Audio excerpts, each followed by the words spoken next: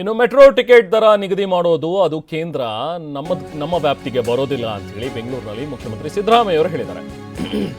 ಕೇಂದ್ರ ನೇಮಿಸಿರುವಂತಹ ಸಮಿತಿಯಿಂದ ಟಿಕೆಟ್ ದರವನ್ನ ನಿಗದಿ ಮಾಡಲಾಗುತ್ತೆ. ಜಾಸ್ತಿ ಮಾಡೋದು ಕಮ್ಮಿ ಮಾಡೋದೆಲ್ಲವೂ ಕೂಡ ಅವ್ರಿಗೆ ಬಿಟ್ಟಿದ್ದು, ಕೇಂದ್ರ ಸಮಿತಿಯವರೇ ಅದ್ರ ಬಗ್ಗೆ ನಿರ್ಧಾರ ಮಾಡ್ತಾರೆ ಅಂತ ಹೇಳಿದ್ದಾರೆ.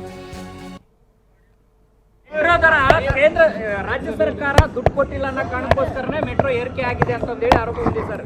ಯಾರು ಹೇಳಿದ್ರು? ಬಿಜೆಪಿ ನೀವೇ ಕಾರಣ ಅಂತಾರೆ. ಕೇಂದ್ರ ಸರ್ಕಾರನೇ ನಿಗದಿ ಮಾಡೋದು ಬೆಲೆನ. ಕೇಂದ್ರ ಸರ್ಕಾರದಲ್ಲಿ ಒಂದು ಕಮಿಟಿ ಇದೆ, appointed by government of India, ಅವ್ರು ಮಾಡೋದು ಇದು. ಸೊ ಹಾಗೆ ಈ ಮೆಟ್ರೋ ದರ ಏರಿಕೆ ಕುರಿತಂತೆ ತೇಜಸ್ವಿ ಸೂರ್ಯ ಅವರು ಮಾತಾಡ್ತಾ ಇದ್ದಾರೆ. ಸಂಸದರು ನೋಡೋಣ. ಇದು ವಾಸ್ತವ.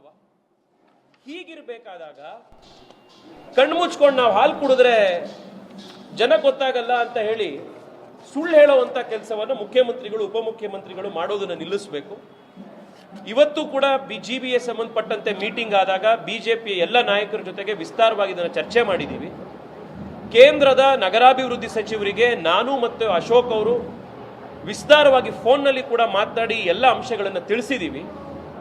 ರಾಜ್ಯ ಸರ್ಕಾರದಿಂದ ಯಾವುದೇ ಮತ್ತೆ ಈ ಪ್ರಸ್ತಾಪ ಬಂತು ಅಂತಂದ್ರೆ ಹೊಸ ಫೇರ್ ಫಿಕ್ಸೇಷನ್ ಕಮಿಟಿ ಮಾಡಿ ಅಂತ ಅದನ್ನ ಮಾಡಬೇಕು ಅನ್ನುವಂಥ ಆಗ್ರಹ ಮಾಡಿದ್ದೀವಿ. ಎಲ್ಲದಕ್ಕೂ ಅವರು ಸ್ಪಂದಿಸಿದ್ದಾರೆ. ಅಕಸ್ಮಾತ್ ಆದ್ರೆ ಏನೋ ಕೇಂದ್ರ ಸರ್ಕಾರದ ರೋಲ್ ಇದರಲ್ಲಿ ಇತ್ತು ಅಂತಂದ್ರೆ ನಿಮ್ದೇನೀಗ ಮತ್ತೆ ಫೇರ್ ಫಿಕ್ಸೇಷನ್ ಮಾಡೋದಕ್ಕೆ ಪ್ರಸ್ತಾಪ ಕಳಿಸಿದ್ದಾರೆ, ಅದರಲ್ಲಿ ಕೇಂದ್ರ ಸರ್ಕಾರ ಅದನ್ನು ಹೋಲ್ಡ್ ಮಾಡಿಸೋದಿಕ್ಕೆ ತಾತ್ಕಾಲಿಕವಾಗಿ ನಿಲ್ಲಿಸೋದಿಕ್ಕೂ ಕೂಡ ಏನಾದರೂ ಒಂದು ಅವಕಾಶ ಇತ್ತು ಅನ್ನೋದಾದ್ರೆ ಅದನ್ನು ಕೂಡ ಮಾಡಬೇಕು ಅನ್ನುವಂಥ ಆಗ್ರಹ ಮಾಡಿದ್ದೀವಿ.